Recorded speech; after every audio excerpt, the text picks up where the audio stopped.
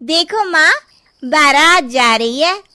अरे तो इसमें कौन सी नई बात है, बारात तो यहाँ से आती जाती रहती है। काश माँ, मेरी भी शादी हो पाती।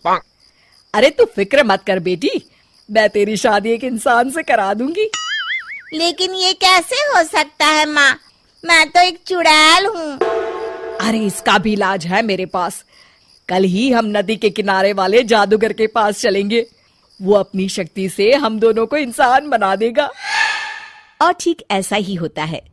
जादूगर उन दोनों माँ बेटी को चुड़ैल से इंसान के रूप में बदल देता है। ये तो कमाल हो गया माँ, अब तो मुझे कोई पहचान नहीं पाएगा। ये भभूति रखो, इसे हर रात खा लेना, वरना सुबह तुम अपने असली रूप में आ जाओगी।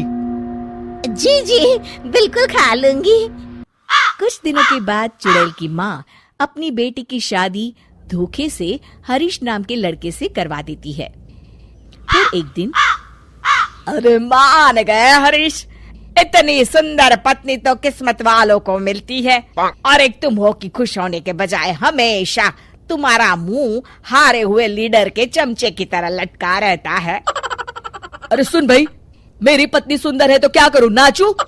देख लाला, सुबह सुबह मेरा दिमाग खराब मत कर। अरे वो सब तो ठीक है, लेकिन एक बात मेरी समझ में नहीं आती, तुम हर दूसरे दिन कम से कम 10 लोगों का राशन खरीद कर ले जाते हो। अरे आखिर तुम इतने राशन का करते क्या हो? तुम्हारे घर में तो खाने वाले सिर्फ 4 लोग हैं। अरे तुझे मेरे घर की बातों से क्या लेना देना, तू चुपचाप अपनी दुकानदारी कर, वरना यहाँ दुकानों की कमी नहीं है। इतना कहकर हरीश वहाँ से चला जाता है। हरीश जैसे ही घर पहुँचता है, हे भगवान, ये क्या हो गया, मेरी तो किस्मत ही फूट गई। अरे क्या सोचकर मैंने अपने बेटे की शादी करवाई थी, अरे क्या हो गया, मेरी बहू तो एक नंबर की चांडाल निकली, मुझे मेरे ही घर की नौकरानी बना दी। ए कमला, क्या बड़बड़ कर रही है?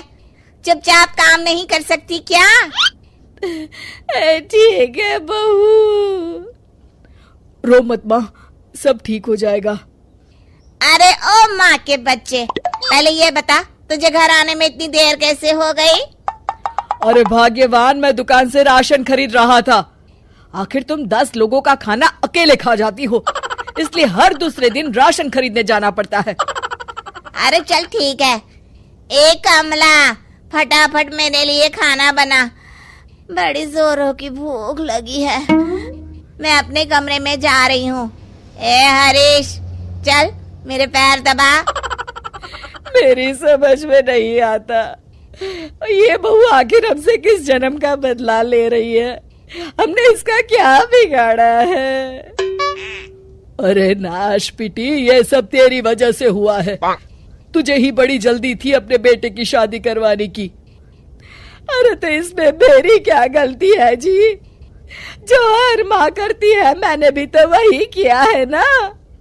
सही तरीके से जांच पड़ताल तो कर लेती कि लड़की कैसी है, स्वभाव कैसा है। इस तरह आंसू बहाने से अब कोई फायदा नहीं, जो गलती की है अब तो उसकी सजा भुगतनी पड़ेगी। आपका ये भाषण सुनने का वक्त नहीं है मेरे पास, मैं तो चली रसोई घर में खाना बनाने, नहीं तो ये डायन मुझे ही पकाकर खा जाएगी। कमला रसोई घर में चली जाती है। इस तरह हरीश और उसके घर वालों की जिंदगी नरक बन जाती है। कुछ दिन बीत जाते हैं। फिर एक रात, आज तो खाना खा के मजा आ गया। कुछ भी कहो, मेरी बुढ़िया सास खाना एक नंबर का बनाती है। और ये कामचोर हरीश क्या कर रहा है? ए लड़के, ठीक तरह से पैर दबा। आज तो मुझे बहुत नींद आ रही है। इस तरह उस रात चुड़ैल जादूगर की दी हुई भभूति खाना भूल जाती है। अगली सुबह अपनी बगल में लेटी चुड़ैल को देखकर हरीश की आंखें फटी की फटी रह जाती है। अरे मर गया रे, ये क्या, ये भाग्यवान तुम तो एक चुड़ैल हो। तूने सही कहा हरीश, चुड़ैल हूँ मैं, चुड़ैल।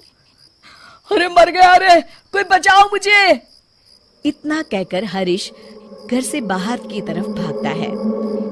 तभी उसके पड़ोसी भी जाग जाते हैं और सब देखते हैं कि हरीश के पीछे एक चुड़ैल पड़ी है। गौर से देखने पर पता चलता है कि ये तो उसकी पत्नी ही है। सारे गांव वाले मिलकर उस चुड़ैल को मारते मारते एक कुएं की तरफ ले जाते हैं। चुड़ैल गांव वालों से डरती, रोती, बिलखती उस कुएं तक पहुंच जाती है और अनजाने में ही कुएं के अंदर गिर जाती है। गांव वाले फौरन कुएं में कुछ कचरा और डंडिया डालकर उसे भर देते हैं और इस तरह हरीश का अपनी पत्नी यानी कि चुड़ैल से पीछा छूटता है और हरीश और उसके घर वाले चैन की सांस लेते हैं।